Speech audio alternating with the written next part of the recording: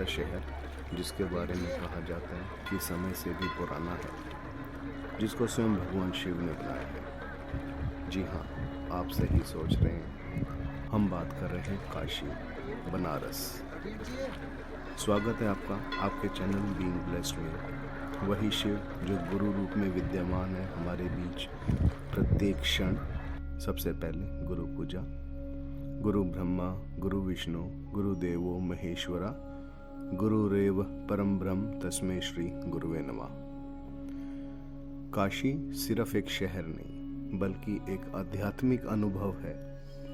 गंगा के किनारे बसे इस पवित्र नगरी में हर कदम कदम पर धर्म, इतिहास और संस्कृति की गहरी छाप दिखाई देती है। यह स्थान हर उस व्यक्ति के लिए अद्वितीय है जो जीवन और मोक्ष का अर्थ समझना चाहता है। वैसे तो काशी खाने पीने वालों के लिए भी जाना जाता है, किंतु यहाँ पे हमारा भोजन, हमारी आत्मा का भोजन, हमारा धर्म, हमारा अध्यात्म है। तो इस वीडियो में आज हम उसी के बारे में समझेंगे, चर्चा करेंगे और जानेंगे कि क्या खास है काशी में ऐसा। काशी, जिसे वाराणसी और बनारस के नाम से भी जाना जाता है, गंगा नदी के किनारे स्थित यह शहर विश्व के सबसे प्राचीन जीवित शहरों में से एक है। कहा जाता है कि काशी की स्थापना स्वयं देवादिदेव महादेव भगवान शिव ने की थी। यह शहर सिर्फ एक स्थान नहीं बल्कि आस्था, संस्कृति और मोक्ष का द्वार है। तो आइए थोड़ा चलते हैं काशी की यात्रा पे। काशी का इतिहास हजारों वर्ष पुराना है। कुछ ग्रंथ के अंदर तो ये भी मान्यता है कि इसको भगवान शिव ने अपने त्रिशूल के ऊपर बसाया है और यहाँ पे भगवान शिव साक्षात निवास करते हैं। महाभारत और रामायण में भी इसका उल्लेख मिलता है। गौतम बुद्ध, जिन्होंने अहिंसा का संदेश पूरी दुनिया में फैलाया, महात्मा बुद्ध ने काशी के पास सारनाथ में अपना पहला उपदेश दिया। यह शहर हिंदू धर्म के साथ बौद्ध और जैन धर्म के लिए भी महत्वपूर्ण है। मुगल और ब्रिटिश काल में भी काशी एक बहुत ही सांस्कृतिक और शैक्षिक केंद्र बना रहा है। आज भी बनारस की यूनिवर्सिटी पूरे विश्व में विख्यात है। सारनाथ की यदि हम बात करते हैं ना, तो वहाँ गौतम बुद्ध का, महात्मा बुद्ध का, जब उनको बुद्धत्व प्राप्त हुआ तो सारनाथ पहला ऐसा स्थान था जहाँ से उन्होंने अपना पहला उपदेश देना प्रारंभ किया। और सारनाथ में ही सम्राट अशोक ने सन 249 ईसा पूर्व में सारनाथ स्तूप का निर्माण होने का आदेश दिया। उसका बेस स्ट्रक्चर वहाँ पे उन्होंने क्रिएट करवाना स्टार्ट किया। लेकिन ये स्तूप कहा जाता है कि सन 500 ईसा पूर्व में बनकर तैयार हुआ था, जिसकी ऊंचाई 43.6 मीटर और चौड़ाई 28 मीटर है। प्राचीनता की दृष्टि से अगर हम बात करें तो काशी को दुनिया के सबसे प्राचीन शहरों में से माना जाता है। इसका उल्लेख वेदों, पुराणों और महाभारत के ग्रंथ में भी मिलता है। वैसे तो लोग पिरामिड देखने जाते हैं, इजिप्ट जाते हैं कि 4000 साल पुराने हैं, किंतु भारत के अपने भारतीय सनातनी शायद ही उनको यह मालूम होगा कि काशी उन पिरामिड से भी पुराना है। तो यदि कोई गर्व करता है कि मैं पिरामिड देखने गया हूँ, तो उस भारतीय को पहले, चाहे वो मुस्लिम हो, सिख हो, ईसाई हो, एक बार काशी अवश्य आना चाहिए। काशी को भगवान शिव का निवास स्थल माना जाना है। यहीं पे 12 ज्योतिर्लिंगों में से एक है मुख्य ज्योतिर्लिंग श्री काशी विश्वनाथ, जो सबसे अत्यंत पूजनीय है। और यहीं बौद्ध और जैन धर्म का प्रभाव भी देखने को मिलता है।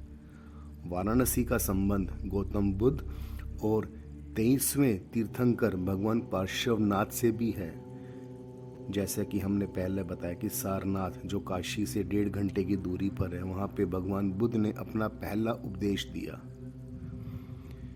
काशी के बारे में आगे चलते हैं तो यहाँ के घाट तो यहाँ की काशी की आत्मा है। गंगा नदी के किनारे बसे ये घाट श्रद्धालुओं, साधुओं और पर्यटकों से हमेशा भरे रहते हैं। आप चाहे सुबह जाएं, दोपहर या शाम, इन घाटों पे हमेशा आपको श्रद्धालु और साधुओं का जमघट नजर आएगा। कोई आरती में मगन है, कोई साधना में रत है, कोई अपनी उस काशी की मिट्टी के अंदर रमा हुआ है। कहते हैं कि काशी एक फीलिंग है, एक ऐसी फीलिंग जिसके अंदर जो एक बार चला गया वो वहां से निकल नहीं पाता। काशी उसको अपना हमेशा के लिए बना लेता है। ऐसा है काशी। और काशी के अगर हम घाटों की बात करें तो प्रसिद्ध घाट जिसके अंदर से दशमेश घाट सबसे प्रमुख और प्राचीन घाट, जहां हर शाम भव्य गंगा आरती का आयोजन होता है, जिसमें सैकड़ों दीप गंगा में प्रवाहित किए जाते हैं। गंगा आरती काशी की पहचान है। हर शाम दशमेश घाट पर मां गंगा की आरती होती है। दीपों की रोशनी, शंखनाद, मंत्रोच्चारण के साथ ये आरती बहुत ही श्रद्धा और भक्ति का अनोखा अनुभव पैदा कराती है हृदय के अंदर। अगर आपको भी कभी आरती में जाना हो तो शाम के समय नहीं, आरती का आनंद लेने के लिए, उसकी आत्मा को समझने के लिए, उस घाट की आत्मा को, आप 3 बजे पहुंच जाएं। आप अपनी सीट बुक करें और 2-3 घंटे वहां बैठें और आनंद लें उस घाट का। उसके बाद आ गया हमारा मणिकर्णिका घाट, जिसे मोक्ष के नाम से जाना जाता है। ये ऐसा घाट है जहाँ पे निरंतर चिताएं जलती रहती हैं। मनुष्य अपना पूरा जीवन स्वार्थ के अंदर बिताता है, सिद्धियों में बिता देता है, और अंत में जब खाली हाथ लौटता है तो उसी शमशान में जाता है जहाँ पे सब कुछ छूट जाता है। और यही वो शमशान घाट है, मणिकर्णिका घाट कहते हैं। इस घाट के ऊपर जो शरीर जलता है उसे मोक्ष की प्राप्ति होती है। और इसी के साथ एक आता है 80 घाट, योग और ध्यान के लिए प्रसिद्ध घाट, शांति का अनुभव कराता है। इस 80 घाट पे आपको बहुत सारे साधु जन, योगी जन, न जाने कितने ही सिद्ध पुरुष ध्यान साधना में आपको मग्न दिखाई देंगे। तो यदि आप भी यहाँ जाएं तो कुछ समय निकाल के ध्यान के अंदर अवश्य बैठें। और इस काशी के अंदर 2 और बहुत विशेष जगह हैं जहां मैं आपका ध्यान ले जाना चाहूंगा। 2 नहीं 3। एक है जगह क्रिया योग के गुरु श्री श्यामाचरण लाड़ी जी महाराज, जिन्होंने क्रिया योग को दुनिया भर में फैलाया अपने गुरु महाअवतार बाबा जी के आदेशानुसार। क्रिया योग गुरु लाड़ी महाशय जी का जो आश्रम है वो आपको दशमेश घाट के पास मिलेगा। दशमेश घाट से पहले जो चौराहा आता है वहां से आप राइट टर्न लीजिए और वहां पे किसी से भी पूछ लीजिए। डिस्क्रिप्शन में इसका एड्रेस मैं दे देता हूँ, पिक्चर के ऊपर भी आएगा। आप वहां जरूर जाएं और वहां पे कम से कम 15 से 20 मिनट बैठ के साधना करें, ध्यान करें। ध्यान करना नहीं भी आता, शांति से बैठें। और एक जगह श्री त्रिलंग स्वामी जी, जो काशी विश्वनाथ से 1.5 किलोमीटर दूर है। त्रिलंग स्वामी जी का कौन थे, इसका मैंने एक लिंक दिया हुआ है, आपको नीचे डिस्क्रिप्शन में मिल जाएगा या वीडियो के अंत में शॉर्ट में बताऊंगा। त्रिलंग स्वामी जी जो जिन्हें कहा था काशी के सचल विश्वनाथ, चलते फिरते भगवान शिव, जो 300 वर्ष तक जीवित रहे। उनके आश्रम में आप जाएंगे तो एक अद्भुत अनुभूति का अनुभव होगा आपको, जैसे कि आपको श्री श्यामाचरण लाड़ी महाशय जी के आश्रम में होगा। आप त्रिलंग स्वामी जी के आश्रम में जाके अवश्य ध्यान में बैठें और यथासंभव हो सके सभी आश्रमों के अंदर जितना हो सके श्रद्धा अनुसार, सामर्थ्य अनुसार दान अवश्य करें। और उसके बाद एक आता है गंध बाबा का आश्रम।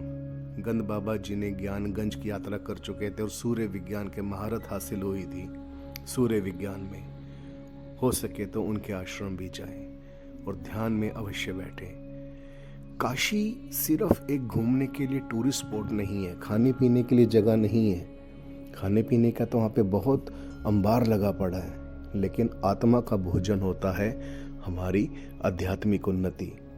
तो काशी सिर्फ एक शहर नहीं, एक आध्यात्मिक ऊर्जा का केंद्र है। यहाँ का काशी विश्वनाथ मंदिर भगवान के शिव के 12 ज्योतिर्लिंगों में से एक है। काशी में मृत्यु को जीवन का अंतिम सत्य माना गया है। यहाँ आकर लोग मोक्ष का अर्थ समझते हैं। इसका अर्थ हम ये ऐसे समझ सकते हैं कि प्रत्येक काशी की गलियों में से आपको थोड़े थोड़े समय पे एक शव यात्रा जाती हुई दिखाई देगी। कोई ना कोई अपने सगे संबंधी की अर्थी लिए जा रहा है। तो जीवन को समझना होगा कि जो जीवन हम कपटाचार के अंदर बिताते हैं, स्वार्थ के अंदर बिताते हैं, राजनीति के अंदर, घटिया राजनीति में बिताते हैं, ऑफिस की, घरों की, लेकिन अंत समय में केवल राम नाम ही साध जाता है। तो ऐसे में हमें काशी को समझना पड़ेगा, उसको फील करना पड़ेगा और वहाँ की आध्यात्मिक ऊर्जा को अपने अंदर डालना पड़ेगा। आशा करता हूँ कि ये जानकारी और ये वीडियो आपको अच्छा लगा होगा। आप चैनल पर नए हैं तो चैनल सब्सक्राइब करिए, बेल आइकन प्रेस करना ना भूलें जिससे नया वीडियो का नोटिफिकेशन आए। और इस वीडियो को जितना हो सके लाइक करें, हमें सपोर्ट करें। एक बार पुनः बोलें हर हर महादेव और कमेंट बॉक्स के अंदर हर हर महादेव अवश्य लिखें। हर हर महादेव।